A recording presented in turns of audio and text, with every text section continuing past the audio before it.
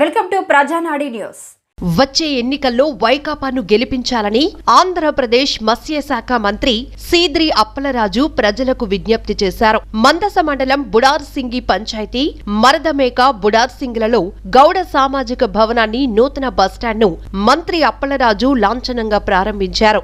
బుడార్సింగి గ్రామంలో గౌడ సామాజిక భవనం నూతన బస్టాండ్ను ప్రారంభించారాయన.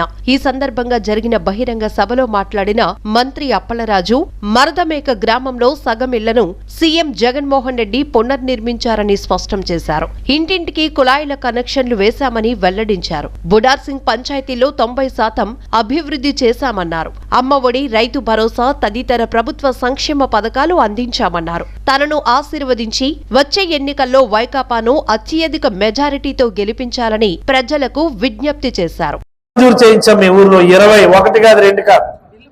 అందరికీ బిల్లు కూడా ఇచ్చేయడం జరిగిపోయిందని ఈ సందర్భంగా మీకు అందరికీ మనస్ఫూర్తిగా తెలియజేస్తా ఉన్నా.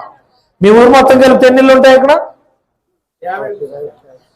మీ ఊరు మొత్తం కలిపితే 40-45 ఇళ్ళు ఉంటాయి.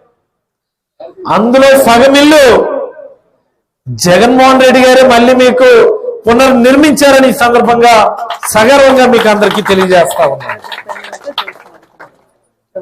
ఎవరు 1-6 ఉంటే అవి కూడా చేసి పెడతాం. మరి రాబోయే ఎన్నికల ప్రచారం మీ ఊరు వస్తా లేకపోతే లేదు. కానీ మీరు మాత్రం ప్రతి ఒక్కరు కూడా ఆశీర్వదించాలని మనస్ఫూర్తిగా మీకు అందరికీ కూడా తెలియజేస్తూ, మన గుర్తేంటో తెలుసు కదమ్మా? ఏంటి? గట్టిగా గట్టిగా గట్టిగా గట్టిగా ఆశీర్వదించాలని మనస్ఫూర్తిగా కోరుతూ, రేవతమ్మా ఒక్క ఓటు పోకూడదు మీ ఊర్లో. హేమంత్ విన్నా కదా? ధన్యవాదాలు. తన వేయాల్సిందే బుడార్సింగి పంచాయతీలు అన్ని గ్రామాలకి వేయాల్సిందే అని చెప్పి పట్టు మరి మీ ఊరికి ఇంటింటికి కొడాయి వేయించడం జరిగిందని ఈ సందర్భంగా సగర్వంగా మీకు అందరికీ తెలియజేస్తా ఉన్నాను.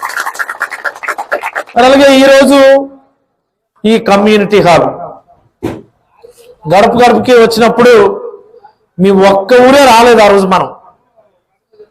ఆ రోజు ఒకటే చెప్పాడు సురేష్, సరే ఈ జీజీఎంపీ నిధుల నుంచి మర్దమేకి ఓ మండపం పెట్టేస్తాను, ప్రారంభం చేసినప్పుడు వెళ్దాం సార్ అన్నాడు. చాలా సంతోషం. ఈరోజు ఆ గడప నిధుల నుంచి ఒక మండపం మర్దమేక గ్రామస్తులు కట్టించి మీ సర్పంచ్ చేతుల మీదుగా ప్రారంభం చేశామని సందర్భంగా మీకు అందరికీ మనవి చేస్తా ఉన్నాను. అంటే ఒక ఎమ్మెల్యేగా మీ గ్రామానికి చేయాల్సిన అన్ని పనులు కూడా చేశాను.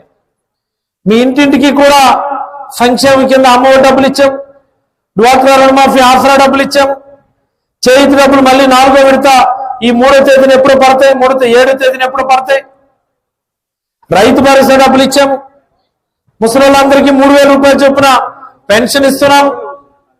ఇస్తున్నామా లేదా? ఈరోజు పెన్షన్ డిస్ట్రిబ్యూషన్ అయిపోయా? అవుతుంది, కంప్లీట్ అయిపోతుంది సాయంత్రం కల్లా.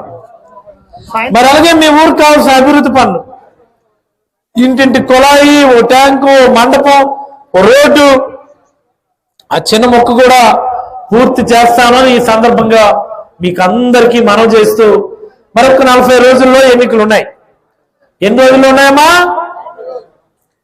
ఎన్నికల ప్రచారానికి మళ్ళీ మీ ఊరు రావాలా? నేను రావాలా? నువ్వు అక్కర్లేదు బాబు, నీకెందుకు అందరితో ఓట్లు వేయిస్తానని అంటావు అనుకున్నాను నేను. చెప్పినట్టుగా మాట ఏం అక్కర్లేదు బాబు, మీకెందుకు, ఊరు మొత్తం మీకు ఓట్లు వేస్తామని గట్టిగా చెప్పండి. సరే చెప్పండి, గట్టిగా. ఎవరన్నా తెలుగుదేశం వాళ్ళు వచ్చారనుకో, వాళ్ళకి చెప్పండి, వాళ్ళకి ఊరయ్యా మీరు 60 సంవత్సరాలు ఇక్కడ పరిపాలించారు కదా, శివాజీ గారు 6 సార్లు ఎమ్మెల్యేగా చేశారు ఇక్కడ, వాళ్ళ నాన్నగారు 5 సార్లు, మొత్తంగా 60 సంవత్సరాలు ఇక్కడ చేశారు కదా, ఎప్పుడైనా ఇదిగో ఇలా వాటర్ ట్యాంకులు ఇలాంటి ఇంటింటి కొళాయి వేయాలన్న ఆలోచన మీకు వచ్చిందా అని అడగండి. అడుగుతారా లేదా? మరి ఇన్ని సంవత్సరాలు చేశారు కదా, మా ఊరికి ఎప్పుడైనా రోడ్డు వేసారా?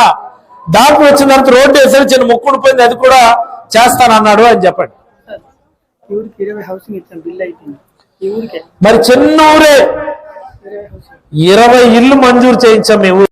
రాష్ట్రానికి 3 సార్లు ముఖ్యమంత్రిగా చేశాడు. ఎన్నిసార్లు చేశాడమ్మా? ఎన్నిసార్లు చేశాడు?